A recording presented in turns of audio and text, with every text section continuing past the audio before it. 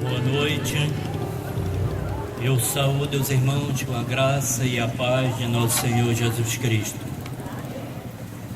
Quero primeiramente me dirigir aos nossos amigos que estão fazendo o tradicional ritual de iluminação aí no cemitério.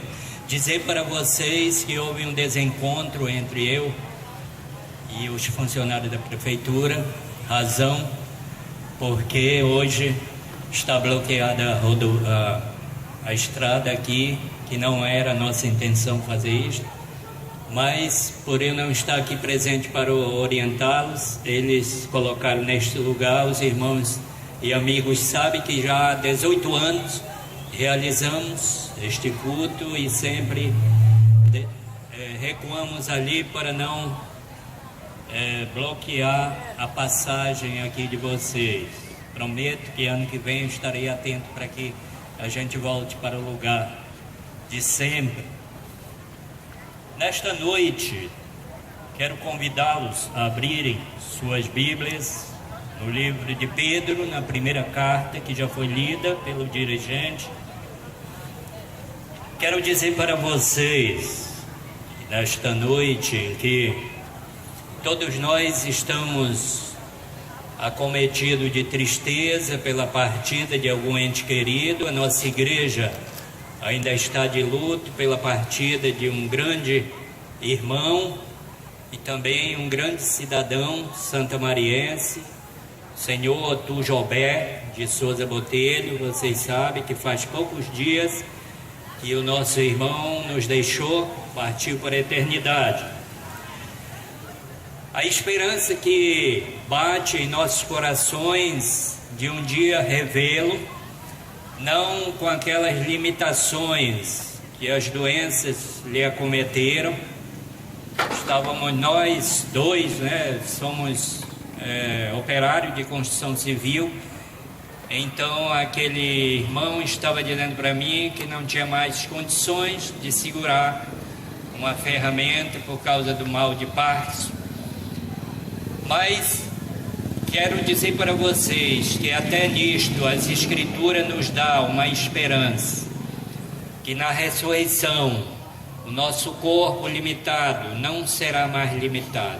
Paulo diz aos Coríntios, na sua primeira carta, capítulo 15, do verso 50 até o 58, que este corpo mortal será levado para a terra, para ele voltar de onde ele veio, mas que o Senhor levantará um corpo incorruptível e imortal. Não teremos mais o limite que temos hoje por causa dos pecados que nos acompanham.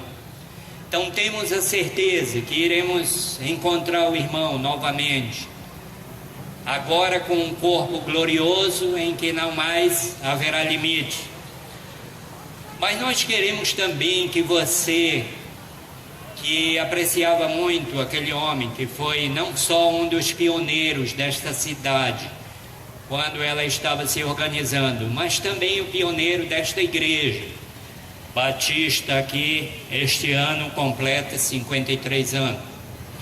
Quero apenas ler novamente o versículo 3 do capítulo 1 de 1 Pedro.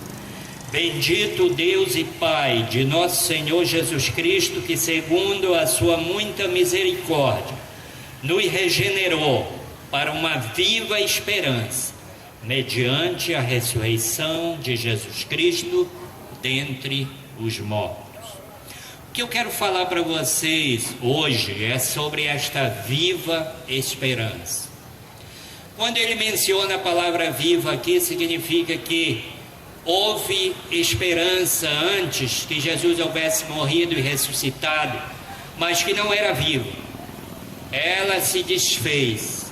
Se desfez diante de quê? Diante da morte. E você hoje, eu também, pela arqueologia moderna, podemos ver que muitos monarcas poderosos que viveram antes de nós, eles foram dado a eles uma esperança de que a vida deles não acabaria, mas a esperança foi desvanecida quando a morte chegou. Uma delas é as pirâmides do Egito, que foram feitas com o intuito de que, mesmo a morte chegando, os faraós iriam continuar em um determinado tempo a viver de novo. Sabemos que hoje a arqueologia, descobrindo os corpos daqueles monarcas, nada aconteceu daquela esperança que eles tinham, porque aquela esperança não era viva, era apenas uma esperança dada por sacerdotes que estavam ao lado daqueles monarcas. Somente a esperança da vida, ou a esperança viva, veio quando se levantou neste mundo o líder do cristianismo, que todos vocês conhecem como Jesus Cristo de Nazaré. Ele não morreu como um ser humano comum morre, porque nós daríamos tudo para não morrer.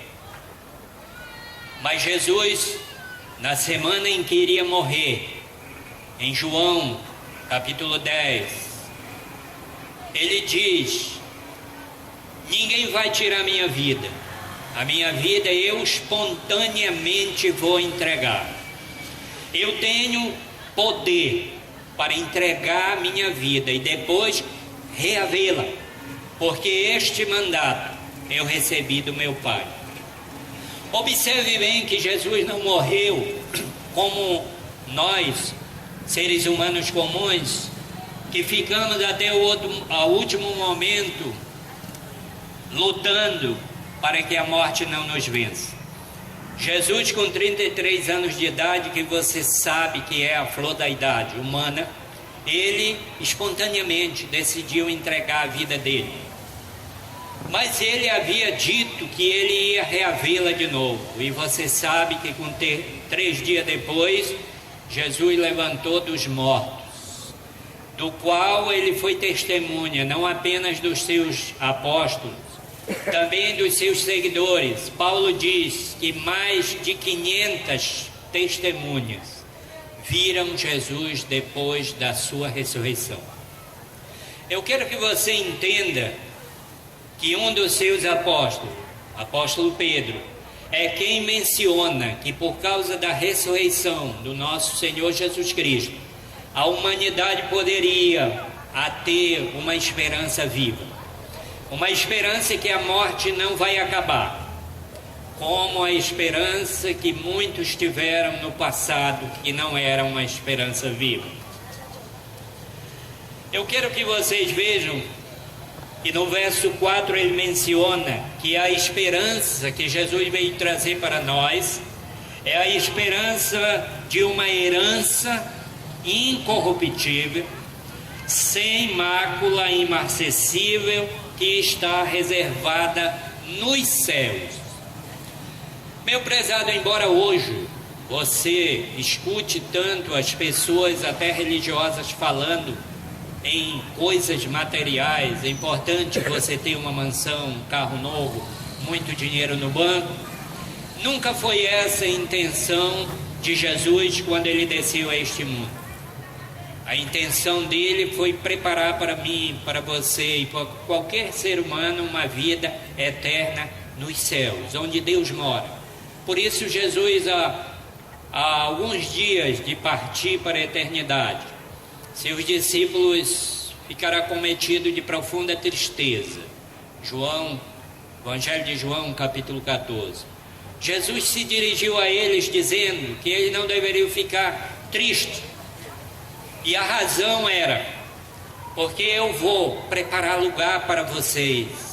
Na casa de meu pai há muitas moradas. E quando eu preparar lugar, eu voltarei. Vos receberei para mim mesmo, para que onde eu estou, estejais vós também. Meu prezado, nós temos uma responsabilidade muito grande dada por Deus. Quando Ele criou o homem, Ele deu ao homem uma coisa chamada livre-arbítrio. Isto é, tanto eu como você ou qualquer ser humano, seja ele rico, pobre, analfabeto, letrado, ele tem liberdade de escolha diante do Criador.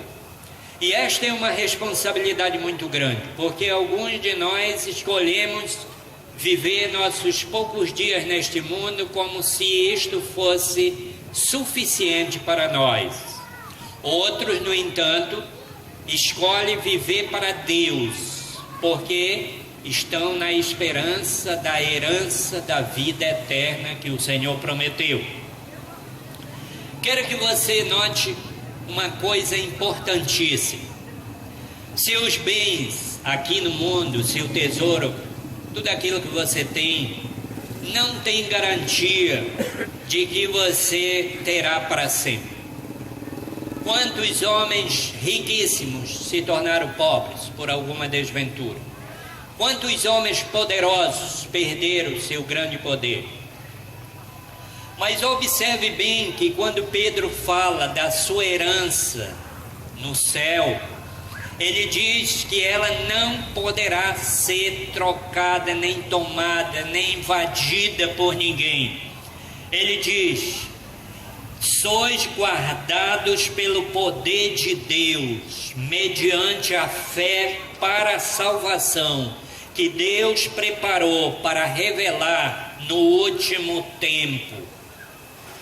Nisto vocês devem se alegrar sobremaneira, embora no presente século ou no presente momento, nesta vida física, ser necessário que vocês passem por algumas tribulações. Mais uma vez confirmado o valor da vossa fé diante de Deus, ela vale mais do que o ouro precioso, mesmo sendo apurado por fogo. Porque a fé de vocês na obra redentora de Cristo redunde em louvor e em glória e em honra para Deus. Meu prezado, não é a oferta que eu posso oferecer no templo de Deus que é a maior coisa que pode engrandecer o nome de Deus. Mas na verdade o que pode engrandecer o nome de Deus é quando você, pela sua fé, você recebe a Jesus e recebe dele essa esperança da vida eterna. Quero que você veja comigo que no verso 8, Pedro, que teve o privilégio que nós não estamos tendo, de ver Jesus face a face, ele nos dá um conselho. E o conselho é o seguinte: mesmo vocês que não viram a Jesus, amem a Ele. Esta é a ordem de Pedro. Mesmo que vocês não viram Jesus face a face, amem Ele. Mesmo vocês não vendo Ele agora face a face, creiam nele, diz Pedro. E fiquem alegres com uma alegria indizível e cheia de glória. Porque se vocês agirem desta maneira, diz Pedro, vocês receberão no fim da fé de vocês a salvação da alma de vocês. Meu prezado, não é uma coisa tão difícil que Deus mandou o apóstolo Pedro nos ensinar para termos a vida eterna. São apenas duas. Uma é você crer que Jesus é o seu único e suficiente Salvador, que Ele morreu e ressuscitou por você para lhe dar a vida eterna. E a outra é você amá-lo enquanto você está aqui neste mundo.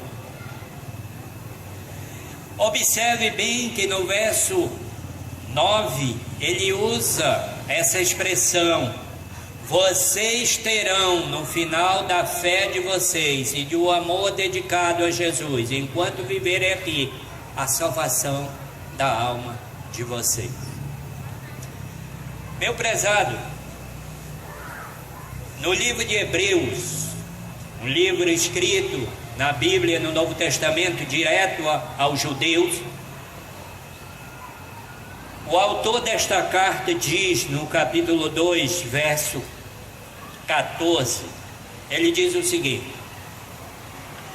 visto, pois, que os filhos têm participação comum de carne e sangue, disto também Jesus igualmente participou, para que por sua morte ele destruísse aquele que tem o poder da morte, a saber, o diabo, e livrasse todos que pelo pavor da morte estavam sujeitos à escravidão por toda a vida. Pois ele evidentemente não veio a este mundo para socorrer a anjos, mas veio para socorrer a descendência de Abraão. Jesus não desceu aqui neste mundo para ajudar seres celestiais, ele veio aqui para ajudar nós e os seres humanos.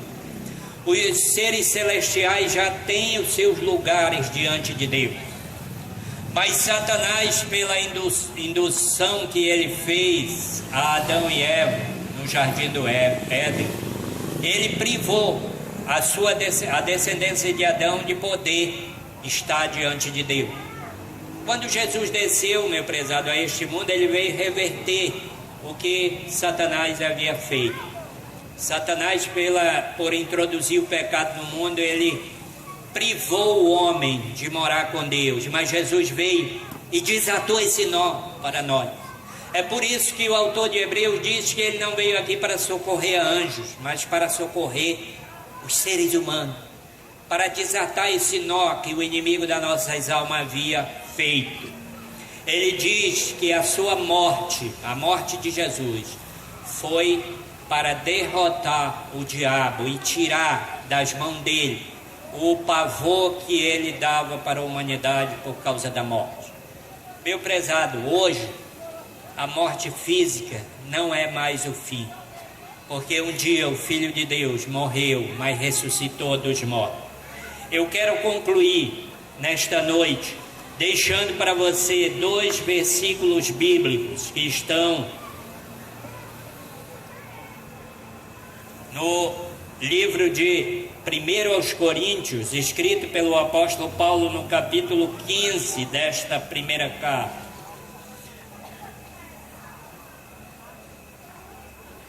Quero ler para você o versículo 20 de 1 aos Coríntios 15. Mas de fato Cristo ressuscitou dentre os mortos, diz Paulo, sendo ele as primícias daqueles que morreram. Jesus foi o primeiro a ressuscitar dos mortos com um corpo celestial, imortal e incorruptível.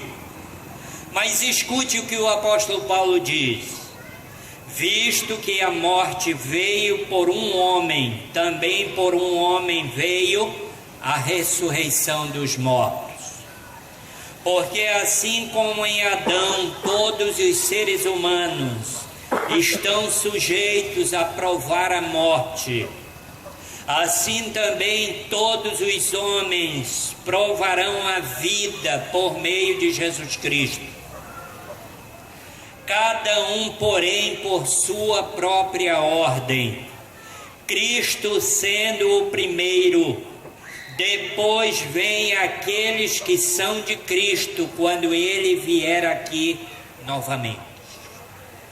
Meu prezado, Jesus foi o primeiro de muitos que ressuscitarão dos mortos. É interessante que Paulo diz que a sequência da ressurreição é que Jesus foi o primeiro, e aqueles que são de Jesus serão os segundos a serem ressuscitados dos mortos para a vida eterna. Eu sempre conversando com as pessoas sobre o Evangelho, eu aconselho a elas dizendo o seguinte: meu amigo, você é livre para fazer qualquer coisa que você quiser neste mundo, porque você é livre. E esta liberdade foi o Criador que nos deu. A única coisa que você não pode fazer com o seu livre-arbítrio é rejeitar o Filho de Deus na sua vida.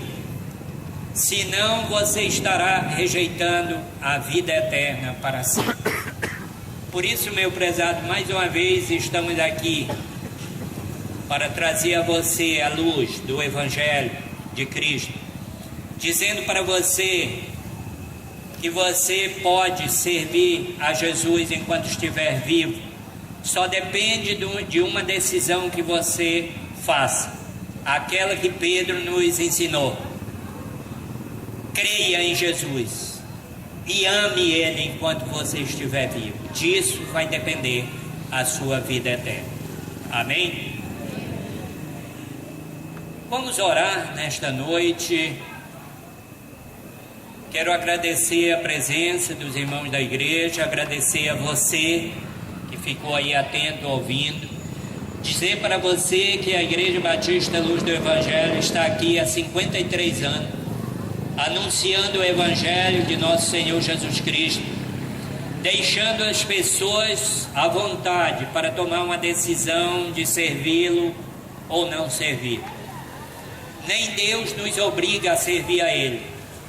Ele nos dá a orientação, mas a decisão é nossa. Por isso, nesta noite, eu orar por cada um de vocês que ouviram o Evangelho, seja aqui no auditório, seja longe, onde as pessoas estão alcançando. Nosso Pai, nesta noite, somos gratos ao Senhor, a Deus, porque na nossa geração e nas gerações que vieram após a ressurreição de Cristo, a morte não mais acabou com a nossa esperança da vida eterna. Porque por meio da ressurreição do Teu Filho, o Senhor nos dá uma viva esperança, que é guardada pelo Teu poder, para recebermos como uma herança incorruptível. Abençoe, ó Pai, a todos que ouviram o Teu Evangelho, que possa, ó Deus, dar licença ao Senhor de ouvirem novamente, darem lugar em seus corações, ó Deus, para poder o Senhor fazer morada em suas vidas. Pois só o Senhor, Pai, através do Teu Espírito Santo, pode convencer o coração humano. E é por isso que nós oramos, em nome do nosso Senhor Jesus Cristo.